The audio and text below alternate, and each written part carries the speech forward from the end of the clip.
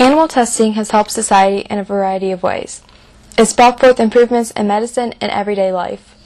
However, the regulations that surround animal testing aren't to the highest of standards. When we first think of animal testing, we should think of this quote from Atlantic author John Dewey. If it weren't for scientific research, man would never have been brought forth from barbarism into civilization, darkness to light, while opposing ignorance, misunderstanding, and jealousy. From this research, we gained immense knowledge that we can't go without. With it, we've bettered our military and police force.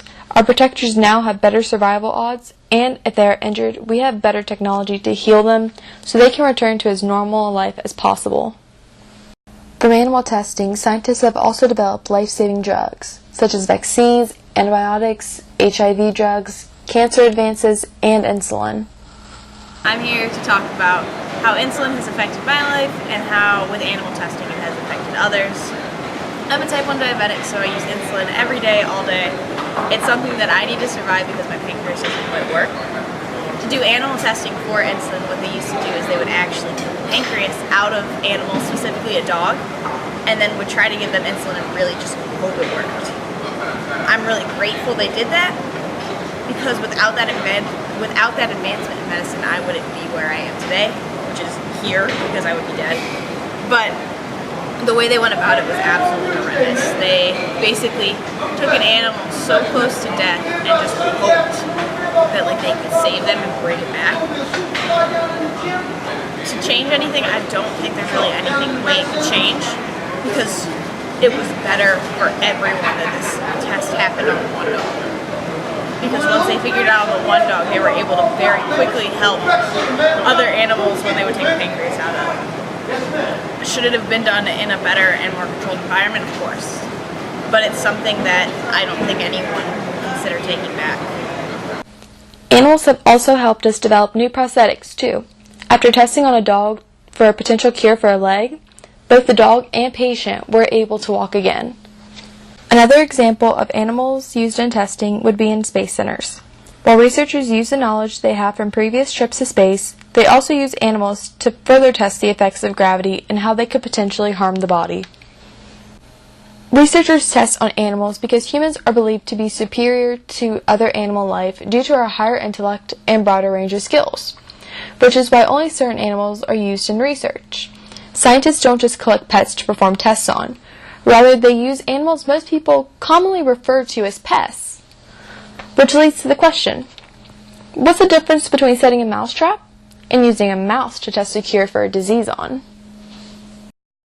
So I guess my views on animal testing and those types of procedures is generally it's animal testing for the sake of animal testing.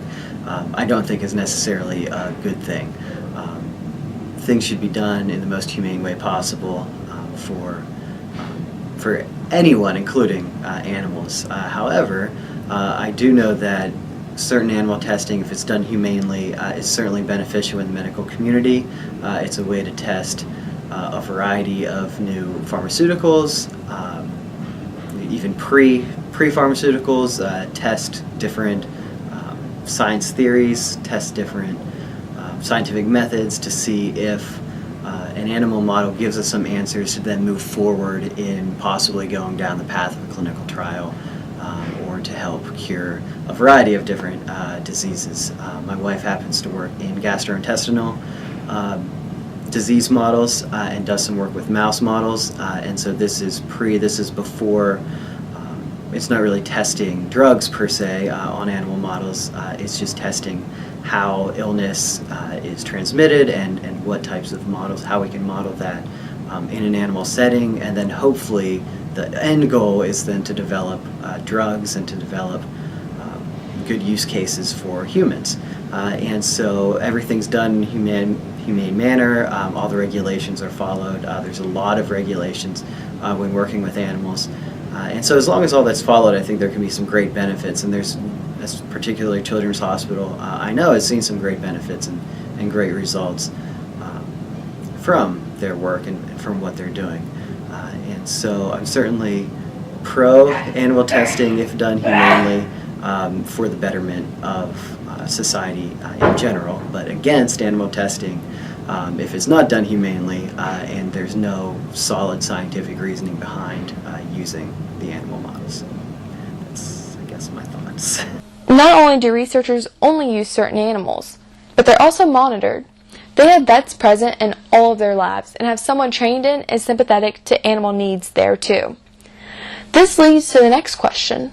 Why do researchers have to be so heavily watched with animals, but farmers who work with animals do not?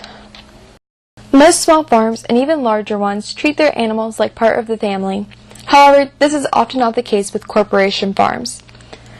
Often with corporation farms, their only goal is getting the animals gone as fast as possible so they can get their next paycheck. Animals on farms are not required to have constant vet attention and can sometimes receive minimal care. All of this leads up to the regulations set up by the AWA.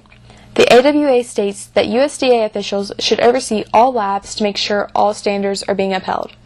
However, there aren't enough USDA workers to check every lab, which means that these regulations might be met or they might not be. When the USDA finds that there's a violation, the consequences are also so small that they have no real consequences. In conclusion, animal testing isn't as bad as the world makes it out to be. Its standards, though, are not being upheld the way they should be, which in turn gives animal testing a bad name at times.